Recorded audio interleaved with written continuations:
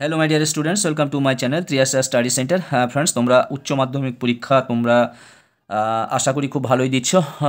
এর দুদিন পর অর্থাৎ 27 তারিখে যত সম্ভব তোমাদের হিস্ট্রি পরীক্ষা আছে এবং তার আগে একটা আছে অ্যাগ্রোনমি পরীক্ষা আছে। যাই হোক, আমি ইতিহাসের তোমাদের যে লাস্ট মিনিট সাজেশনগুলো দিয়েছিলাম সেগুলো আরও একবার তোমাদের দেখিয়ে যাচ্ছি এবং তার সঙ্গে সঙ্গে তোমাদের কিছু কিছু কোত্থেকে কীভাবে উত্তর লিখবে সেটা তোমাদের অনেকের মধ্যে ডাউটে আছো। তবু আমি আর একবার তোমাদের সঠিক যে অ্যান্সার হবে আমি একটি রেফারেন্স বই থেকে তোমাদের দেখে দিচ্ছি এবং সেই উত্তর তোমরা যে কোনো বই থেকে, যে কোনো সহায়িকা বই থেকে তোমরা সেটা মুখস্থ করতে পারো। বন্ধুরা, তোমরা যারা চ্যানেলটি সাবস্ক্রাইব করোনি, হ্যাঁ অবশ্যই তোমরা চ্যানেলটি সাবস্ক্রাইব করে নাও পরবর্তীকালের গুরুত্বপূর্ণ ভিডিওগুলির জন্য। তোমাদের পরীক্ষার পর আমি তোমাদের ইংলিশ গ্রামারের কিছু অংশ এবং তোমাদের যে জিকে ইত্যাদি, হ্যাঁ জিকে এই সবগুলো আমি দিতে থাকবো তোমাদের প্রাথমিক কম্পিটিটিভ পরীক্ষার ক্ষেত্রে, যেটা কাজে লাগবে। তোমরা একটা লাইক করে দিও, প্রয়োজনে কমেন্ট করো। এসো আমরা প্রশ্নের উত্তরগুলো প্রথম থেকে দেখে নিই। হ্যাঁ, আমি তোমাদের 8টা থেকে 9টি প্রশ্নের উত্তর আমি তোমাদের আজকে প্রথম পর্বেতে দেখাবো এবং আগামীকাল তোমাদের আরও একটি লং ভিডিও, কয়েকটি প্রশ্নের উত্তর আমি তোমাদের দেখিয়ে দেবো। এছাড়াও শর্ট চ্যানেলেও 2-1টি প্রশ্ন যাবে। তোমরা জানো বড় ভিডিওর থেকে কেটে কেটে সেটি শর্ট করা হয়, সেটাও দিতে হয়। যাই হোক বন্ধুরা, এসো আমরা প্রশ্ন উত্তরগুলো দেখে নিই। তোমাদের প্রথম প্রশ্নটি ছিল জাদুঘর বলতে কী বোঝো, জাদুঘরের প্রকারভেদগুলি সংক্ষেপে আলোচনা করো। তোমাদের জাদুঘরের ওপরে মোট 2টো প্রশ্ন আমি দিয়েছি, প্রথম পর্যায়ে একটি এবং দ্বিতীয় পর্যায়ে একটি।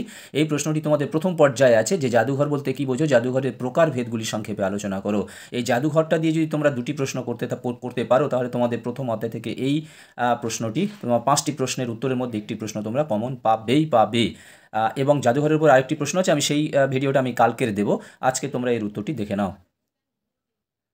দেখতে পাচ্ছ জাদুঘরের সংজ্ঞা: আন্তর্জাতিক জাদুঘর পর্ষদের অভিমত, বাংলা একাডেমির অভিমত এবং সাধারণ সংজ্ঞা।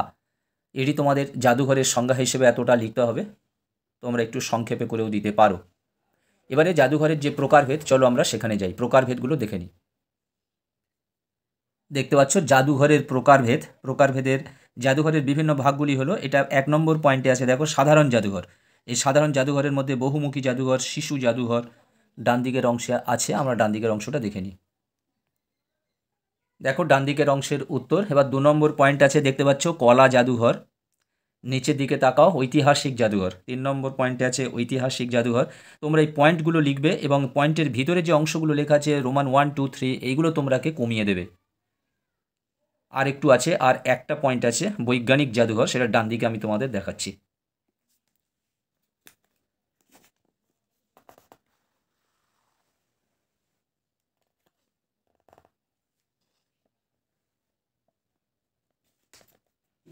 এদিকে এই পর্যন্ত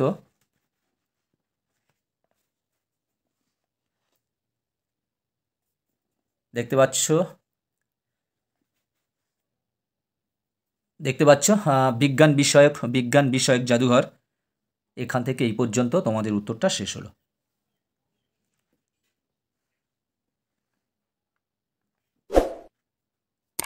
চলো পরের প্রশ্নে যাই। তোমাদের দ্বিতীয় প্রশ্নটি হলো ইতিহাস রচনায় স্মৃতিকথার গুরুত্ব আলোচনা করো। ইতিহাস রচনায় স্মৃতিকথার গুরুত্ব আলোচনা করো। তোমাদের ইতিহাস রচনায় স্মৃতিকথার গুরুত্ব লিখতে গেলে এটা লিখতে হবে, স্মৃতিকথার নানা দিক, স্মৃতিকথার সংজ্ঞা প্রথমে লিখতে হবে এই পর্যন্ত। তারপরে দেখো এই প্রকৃতিটা তোমরা বাদ দেবে, ইতিহাস ও স্মৃতিকথা, এবং নিচে দেখতে পাচ্ছ স্মৃতিকথার বৈশিষ্ট্য। এটা লিখলে ওপারে আছে আর একটু, আমি সেটা দেখিয়ে দিচ্ছি।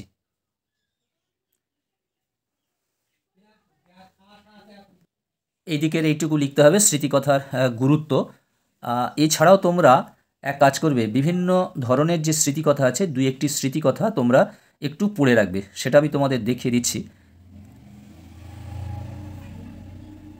এগুলো একটু চোখ বুলিয়ে যেও, তোমরা টেনে পড়ে এসছো। জীবন স্মৃতি, 70 বৎসর, জীবনের ঝরা পাতা, তারপরে দেখো ছেড়ে আসা গ্রাম, সেদিনের কথা। এই যে 5টি তোমরা একটু দেখে রাখবে, ছেড়ে আসা গ্রাম এবং সেদিনের কথা, মণিকুন্তলা সেনের। এই পর্যন্ত। এবারে যে প্রশ্নটি তোমাদের দেখাবো সেটি হলো সাম্রাজ্যবাদ ও উপনিবেশবাদ প্রসঙ্গে হবসন লেনিন তত্ত্ব সম্বন্ধে আলোচনা করো। তাহলে আমরা জাদুঘর হয়ে গেল, ইতিহাস রচনা স্মৃতিকথার গুরুত্ব হলো। এবারে আমরা এটা দেখব সাম্রাজ্যবাদ ও উপনিবেশবাদ প্রসঙ্গে হবসন লেনিন তত্ত্ব সম্বন্ধে আলোচনা করো। দেখতে পাচ্ছ প্রথমে লেনিনের ব্যাখ্যা, পরের পেজে আছে উত্তরটি, খানিকটা পরের পেজে আমরা যাব। দেখো পরের পেজে লেনিনের ব্যাখ্যার পরের পেজে রয়েছে 4টি পয়েন্ট আছে এখানে এবং মূল্যায়ন আছে। 4টি পয়েন্ট মূল্যায়ন, এই পয়েন্টগুলো থেকে তোমরা একটু একটু করে কমিয়ে দেবে, পয়েন্টগুলো লিখবে তার থেকে একটু একটু করে কমিয়ে দেবে, কারণ হবসনের ব্যাখ্যাও রয়েছে। তোমার লেনিন এবং হবসন দুটি তত্ত্ব লিখতে বলেছে। চলো এবার হবসনেরটা দেখে নিই। দেখতে পাচ্ছ হবসনের ব্যাখ্যাটা দেখা যাচ্ছে, এটাও 4টি পয়েন্ট আছে। অর্থনৈতিক মুনাফা লাভ, পুঁজিপতিদের চাপ, অর্থনৈতিক শোষণ এবং ঔপনিবেশিকতাবাদের অবসানের উপায়। এই পর্যন্ত তোমরা পয়েন্টগুলো ঠিক রাখবে এবং পয়েন্টের ভেতরের অংশটা শুধু জিসটা লিখবে, একটি দুটি করে লাইন কমিয়ে দেবে, তাহলে তোমাদের অ্যান্সারটা ছোট হয়ে যাবে।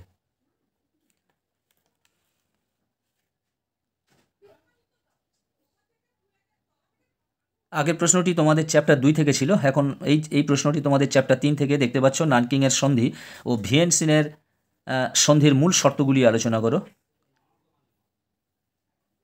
এখানে দেখতে পাচ্ছ দুটো পয়েন্ট, সন্ধি স্বাক্ষর, সন্ধির শর্তাবলী। পরের পেজে আরও কয়েকটি পয়েন্ট আছে। এর উত্তরটি বেশ বড় সড়ো উত্তর, তোমাদের এর থেকে একটু কমিয়ে নিতে হবে। প্রথমে নানকিংয়ের সন্ধি, তারপর নিচের দিকে দেখতে পাচ্ছ একদম ভিয়েনসিনের সন্ধি, এর ডান দিকের অংশটা রয়েছে, এর থেকে তোমরা একটু কমিয়ে নেবে।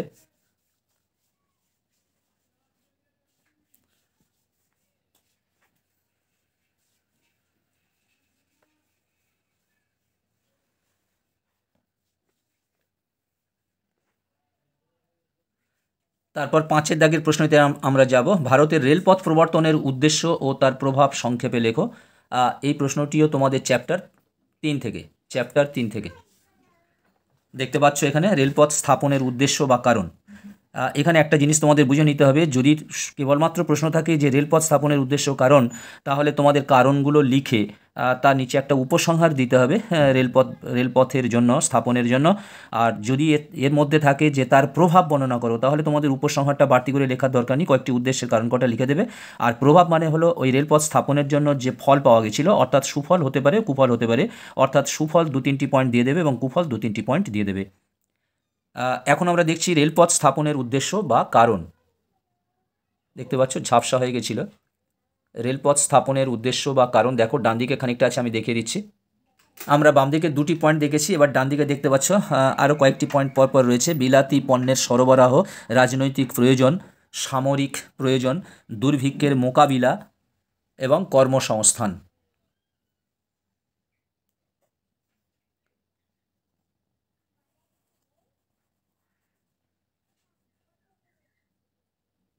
এরপরে তোমরা এই উপসংহারটা দেখতে পাচ্ছ। উপসংহার, যদি একটা প্রশ্ন পড়ে রেলপথ থেকে শুধু উদ্দেশ্য পড়ে, তাহলে তোমাদের এই উপসংহারটি লিখতে হবে।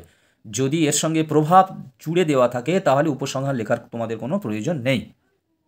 আশা করি বুঝতে পারলে প্রশ্নটি। আর যদি তোমাদের রেলপথ স্থাপনের প্রভাব থাকে, তাহলে তোমরা সুফল ও কুফল দুটো লিখতে হবে, তাহলে তোমরা জাস্ট পয়েন্টগুলো তোমরা লিখে যাবে। দেখো যোগাযোগের প্রসার, পরিবহনের উন্নতি, আঞ্চলিক বাণিজ্য বৃদ্ধি, রপ্তানি বৃদ্ধি এবং আমদানি বৃদ্ধি, এদিকের এই পয়েন্টগুলো আছে। আবার ডান দিকে এটা হচ্ছে সুফল, সুফল আবার ডান দিকে আমরা যাব, সেখানে দেখতে পাবো আবার কুফল। সুফল আরও পয়েন্ট আছে, তোমাদের অত বেশি লেখার দরকার নেই, জাস্ট শুধু পয়েন্টগুলো তোমরা লিখে যাবে। দেখতে পাচ্ছ আরও কয়েকটি তোমাদের সুফল দিয়েছে, আন্তর্জাতিক বাজার, শিল্পায়ন, কর্মসংস্থান, জাতীয় ঐক্য। এই যে 9টি পয়েন্ট আছে না, এই 9টি পয়েন্ট শুধু তোমরা লিখে দেবে। যদি উদ্দেশ্য থাকে এবং প্রভাব থাকে, দুটি প্রশ্ন যদি একসঙ্গে জুড়ে দেওয়া হয়, তাহলে জাস্ট তোমরা শুধু এইটুকুই লিখবে। আর তোমাদের কুফলও ওই রকম কয়েকটি পয়েন্ট আছে, সেটি দেখিয়ে দিচ্ছি। দেখতে পাচ্ছ রেলপথ স্থাপনের কুফল: বৈষম্য, সম্পদের বহির্গমন, দেশীয় শিল্পের অবক্ষয়, যন্ত্রপাতি আমদানি, কর্মসংস্থান বঞ্চনা, দুর্ভিক্ষের প্রকোপ, জলপথ ও সেচের ক্ষতি এবং শাসনের আধিপত্য বৃদ্ধি। সেটা দেখা যাচ্ছে না, আমি তোমাদের তুলে ধরছি।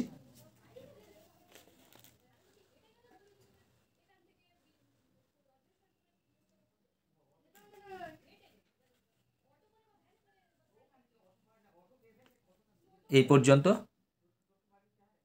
কিন্তু এত বড় উত্তর লেখা তো সম্ভব নয়, তাহলে তোমরা পয়েন্টগুলো শুধু দিয়ে দেবে সুফল এবং কুফলের, যদি দুটো প্রশ্ন একসঙ্গে থাকে।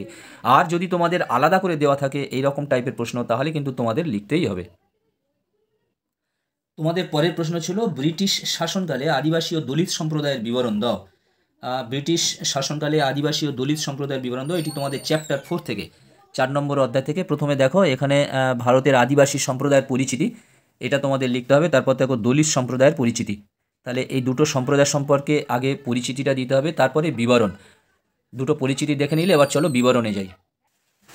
প্রথমে দেখতে পাচ্ছ আদিবাসী সম্প্রদায়ের অবস্থা অর্থাৎ এদের বিবরণ। এখানে 3টি পয়েন্ট আছে, ডান দিকে আরও কয়েকটি পয়েন্ট আছে, দেখাচ্ছি।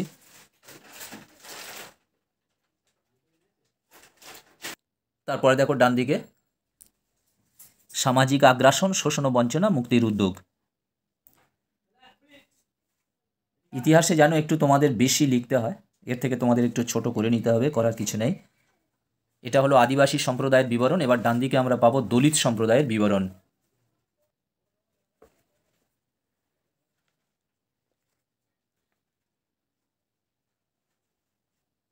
দেখতে পাচ্ছ দলিত সম্প্রদায়ের অবস্থা, অর্থাৎ এরা যে জন্য আন্দোলন করেছিল, অবহেলার শিকার, কংগ্রেসের দৃষ্টিভঙ্গি, বাংলায় দলিত সক্রিয়তা, দলিত সংগঠন। ডান দিকে 1-2টি পয়েন্ট আছে, দেখতে পাচ্ছ আম্বেদকরের ভূমিকা এবং পুনা চুক্তি।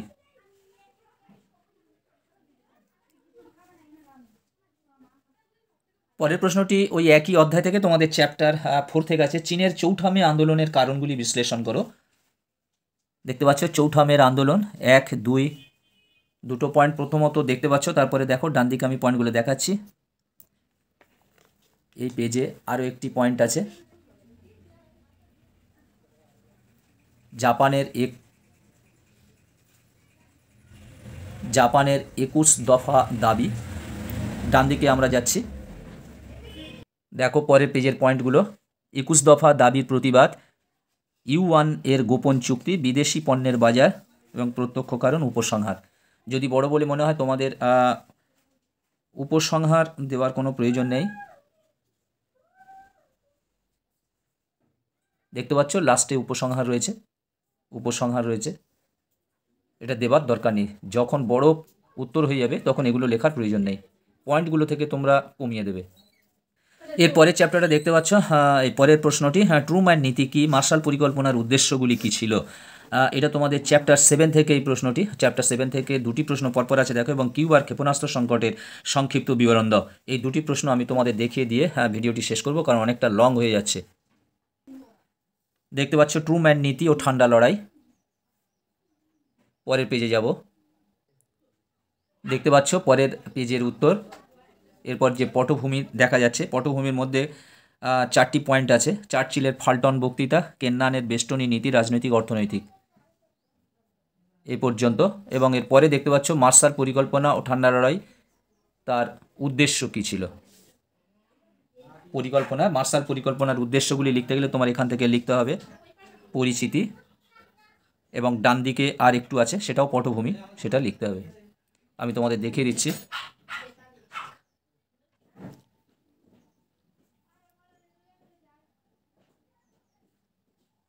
চারশো 51-52, ডবল 451-52।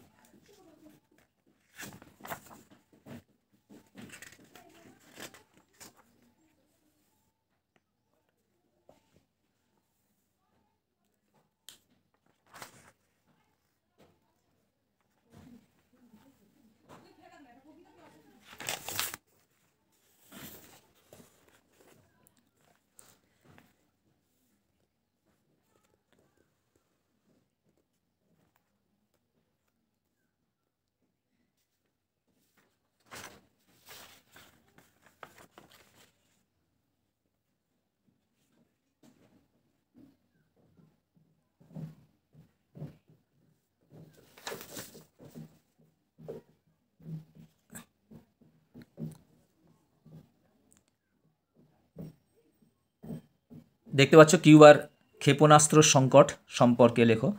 কিউবার ক্ষেপণাস্ত্র সংকট, আমরা পরের পেজে যাব। দেখতে পাচ্ছ পরের পেজ,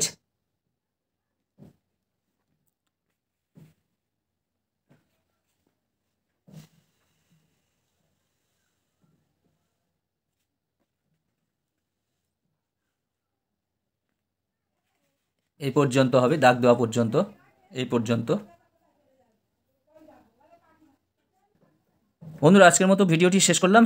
আমি আগামীকাল তোমাদের আরও একটি 5-7টি প্রশ্ন বাকি আছে, এই প্রশ্ন কটির আমি তোমাদের দিয়ে আরেকটি ভিডিও দেবো। তোমরা মনে করো না যে এটি তোমাদের শেষ ভিডিও। তোমরা অবশ্যই চ্যানেলটি সাবস্ক্রাইব করে রাখো এবং বন্ধুদেরকে লিঙ্ক শেয়ার করো। তোমরা সবাই ভালো থাকবে, সুস্থ থাকবে, তোমাদের জন্য রইল শুভকামনা। All the best.